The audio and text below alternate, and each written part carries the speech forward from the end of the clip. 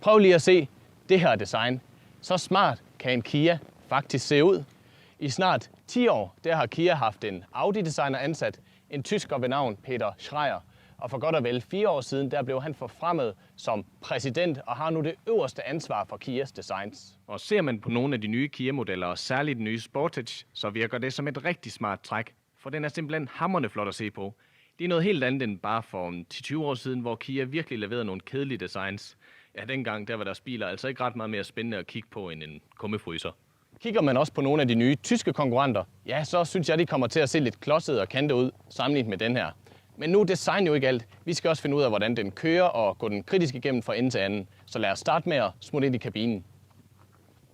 Kabinen her, den er altså lysere og bedre end mange af dem, som du fandt i Kia bare for nogle få år siden. Materialerne er lækre og designet er nydeligt. Her kunne japanerne altså godt lære en ting eller to. Man sidder rigtig godt i de her dejlige lædersæder, som man får i topudgaven GT-line. Ingen indvendinger? Jo, et par enkelte. For selvom at infotainmentsystemet her fungerer okay, så har jeg altså set andre, hvor både betjeningen og designet er bedre. Men hvis du bestiller en Sportage nu, så kan du få den med Apples system, som hedder CarPlay, og det vil jeg klart anbefale. Bagsædepladsen er også ganske fin, så længe du ikke er alt for høj. Kabinebredden er også god, så du kan fint have 3 personer her, hvis de ikke er alt for fede. Bagagerummet er med sin 491 liter pænt stort, og så har det sådan en dobbelt bund her. Det er rigtig smart, hvis man ellers skal finde ud af at betjene det, fordi hvis man kører den op og slår bagsæderyglænet ned, så får man en helt flad bagagerumsbund. Ja, indtil videre, så er der ikke så meget at klage over, så lad os tage den ud på vejen.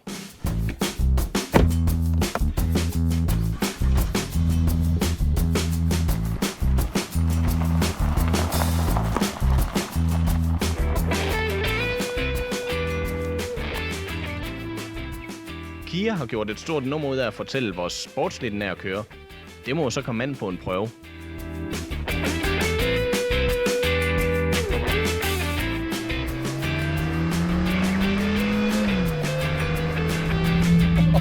Ja, jeg må give mig. Den bliver faktisk rimelig hissig og ret sjov at køre, når den står i sport. Nu kører vi så også topudgaven af benzinerne, en 177 hestes turbobenziner på 1,6 liter.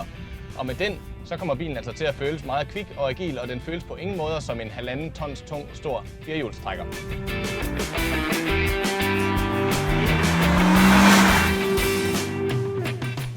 Den falder også fint til ro på landevejen og motorvejen, men er ikke helt lige så god til at køre fuldstændig snorlig ud, som nogle af de tyske konkurrenter kan.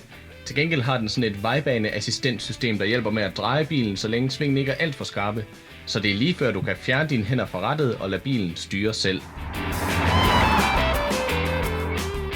Men hold nu hænderne på rattet, og Kiaen skiller dig også ud, hvis du ikke gør det. Du bliver mødt af en meget irriterende biplyder og en advarsel.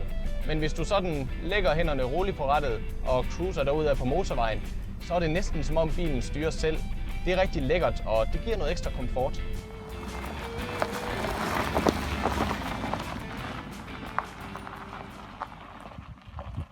Prisen på den er lidt over 530.000, men skal du have nødbremse af automatisk fartpilot, så skal du smide 15.000 ekstra.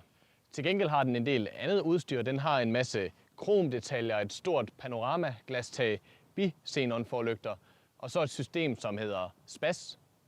Det hedder det altså, men det er et system, som hjælper med at parkere. Men med alt det udstyr, så bliver den altså også dyr, og pludselig er prisen ikke så Kia-agtig mere.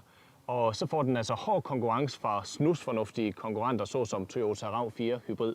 Den 1,6 liters turbomotor, det er en dejlig maskine, men den er tørstig. Det er altså svært at få den til at køre mere end 10-11 på literen, og her kan du fx nemt få en RAV4 Hybrid over 13 på literen.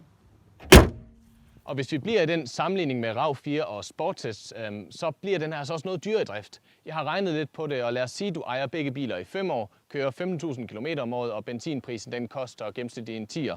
Så løber Kiaen altså op i 85.881 mod Toyotans 58.655 i benzinudgifter og udgifter til grøn ejerafgift. Så Kiaen, den er altså noget dyrere i driftsomkostninger. Til gengæld har den 7 års garanti, men så har den også dens fantastisk flotte design. Kia ender med at score rigtig højt på design og køreegenskaber, og det er nu blevet en bil, som du køber lidt mere med følelserne end fornuften. Alt i alt sniger den sig op på en 5'er. efter min mening, så har den nye Kia Sportage alt, hvad der skal til for at overbevise de, som er på udkig efter en lækker luksus firehjulstrækker. Men spørgsmålet er, om den almindelige forbruger er klar på at bruge over 500.000 på en Kia, når man nu kan få så meget andet for de penge.